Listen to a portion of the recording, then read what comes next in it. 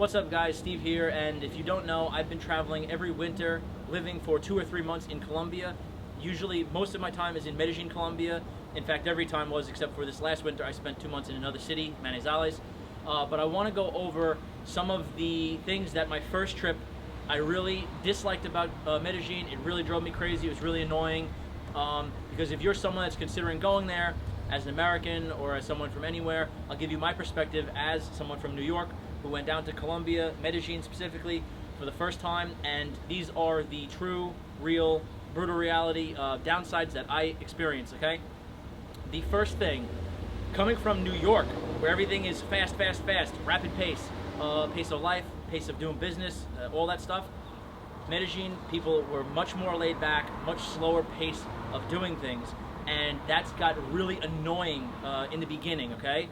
I was experiencing some language barrier, which is another thing, and say I was in the supermarket, there'd be a line of 10 people, and there's only one person working the registers, and when their friend comes up next, they stop and talk to them for 5 minutes. It's something like, maybe it's in some other states like Pennsylvania, maybe that would happen more, but in New York, that is not happening. So I was wired for speed, speed, speed, and this slow, relaxed pace was driving me crazy.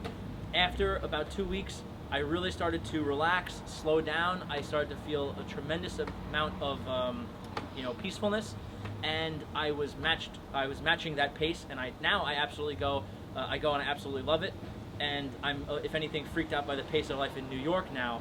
But my first experience there was, it was so slow that it was driving me crazy. The second thing I immediately noticed was I took a taxi from the airport and I started taking taxi drivers around, and they drive absolutely insane. You know, I thought New York City, New York drivers are really crazy. The judgment and the perception on these drivers in Colombia and Medellin is off the charts accurate. They will go in and out of drivers and miss people on motorcycle by an inch, and nobody cares. The driver doesn't think it's a big deal, the motorcyclist doesn't think it's a big deal, and I was there the whole time like, oh my god, like having a heart attack that I thought I was going to die. Now I'm used to it. I just have full faith and trust in them most of the time, and I get where I'm going, and it's perfectly fine. The third one here, I feel a little bit bad to mention it, but it is true, and it did bother me. It's when you're eating at, I was living in Laureles, and it's a lot of outdoor cafes and restaurants. When you're eating there outdoors on the street, especially as a gringo, a tremendous amount of homeless people and people begging you for money and for food and just begging you all the time. It could be very annoying and pretty consistent. So now I know to either deal with it or sometimes I'll just not eat on the street to avoid it. And I found that if I'm out with a Colombian girl or Colombian friends, it will help reduce that.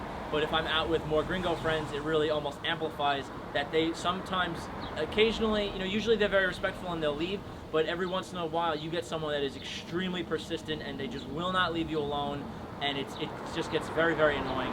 So I feel bad. I understand there's a lot of poverty and people struggling, but it's something that as an American you're really not used to on that level, that extreme, that in your face and persistent.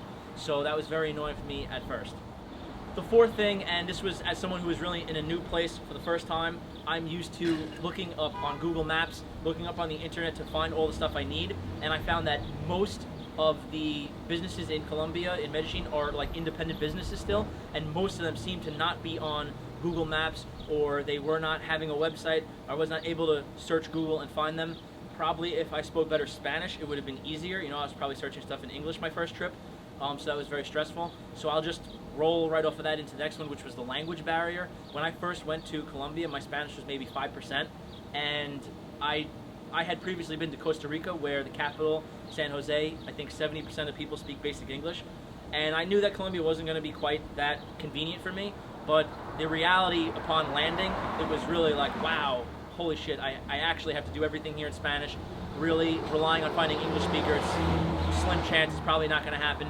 And my first 2 or 3 days, my phone was not working, so I couldn't really rely on Google Translate. It was a big, big problem. And I studied every day on Duolingo for my first week or two, and I got myself to about 30% Spanish really quickly, and I found that that's enough to, go order a taxi, order food, deal with money, meet people, do very basic, simple things to be able to live. And it reduced my stress with the language barrier a tremendous amount. So if you're thinking of going to Colombia and you speak absolutely zero Spanish, I would say really you got to get your phone working as quickly as possible, get a SIM card as soon as you land, and you're gonna have to rely on Google Translate, because trying to find people that speak good enough English for you with zero Spanish, it could be quite challenging for sure. The sixth thing I noticed was when I'm waiting on big, busy streets with a lot of cars, it seems like in Colombia or Medellin, they just don't have the emission standards that we have in America. So you see a lot of cars with black, deathly, toxic smoke coming out of the back. And I was sitting on the side of the road going, very difficult to breathe. They say that Medellin has a lot of air pollution. And some people that go complain about the air quality in general. Personally, it does not bother me when I'm at my apartment or at wherever I'm going about in the city. I don't notice it. But like I said, when I go towards big, busy roads with a lot of traffic, it's pretty prevalent, this smoke or smog, whatever you want to call it. Obviously, that's not healthy. Obviously, it's polluted air. So it's something it's a downside. We got to be honest.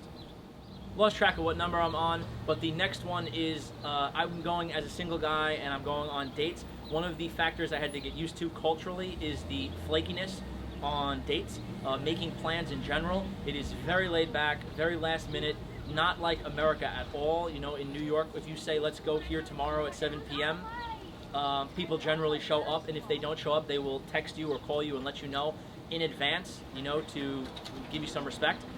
In Colombia, it's fairly common that girls will just flake on you, not text you, not give you a reason, and sometimes they'll text you with some bullshit reason. Sometimes they won't even do that, and it seems like that's fairly normal there, where it's not disrespectful. So trying to explain that to the girl that you feel disrespected, you're in a weird spot because they don't really grasp it, because I guess it's normal there. But now I've gone on lots of dates where they show up and stuff, so it's just something that it's culturally different. People, maybe you hit them up the last minute, hey, are you free? And they go out, and it's a little bit more laid back in that respect. So now I'm used to it, it's fine. And I've also found that once you've met girls and you're dating them, they are not going to flake on you. They're going to be, much more reliable. It's maybe more the first dates with people that are, strangers that they have not met yet. It is extremely high flake rate, much different than America. Alright guys, so that was actually notes I made from a long time ago, things that stressed me out my first trip to Medellin, and really it was the first 2 weeks. The first 2 weeks I was very stressed and I was annoyed, and I actually didn't like it because of these factors. And I landed and I didn't have any pesos, and I landed on a Sunday, and that Monday was a holiday, so I couldn't actually transfer any of my US cash into Colombian pesos for 2 days, so I was going around trying to get my food and things and negotiate the transfer rate with the dollars, and it was just a nightmare without Google Translate or really any grasp of Spanish. So I had it difficult my first couple of days, and my first 2 weeks, all these type of things bothered me. However, as time went on, I got used to all these things. Now, I absolutely love it. A lot of these initial negatives became positives over time. Now, I love the slow pace of life, the flakiness on the dating, that's just reflective of a very laid back, relaxed, chill culture, and now I love that about it, and it seems crazy and hectic and stressful culture here in America. So it's very interesting how your perspective changes and everything. Now, this is just a video of some of the negatives that you might want to expect if you're going. However, there's plenty of positives. I'm going to do a video on the positives. The positives far outweigh the negatives as far as I'm concerned. I just wanted to do this video because it's maybe little subtle things that nobody really talks about, or if you're considering going, you might like a little heads up on and to hear about it. So if you're interested in hearing more about Medellin, you could always throw me a question or a comment in the comment section, and I reply to every single one. I do daily videos like this, so it would be pretty easy for me to even maybe answer a good question in another video if you throw me a question that gives me some type of inspiration for a video.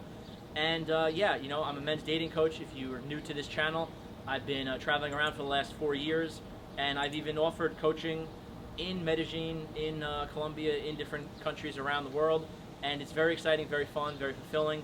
I truly think that all single men, if you're in America or anywhere in the West, you should travel and experience dating in other cultures. It will widen your horizons and give you incredible experience that you cannot get in your own country. Anyway, enough rambling on about this. If you're new, click subscribe, hit the notifications bell, and I'll see you in the next video. Thanks for taking the time to watch this.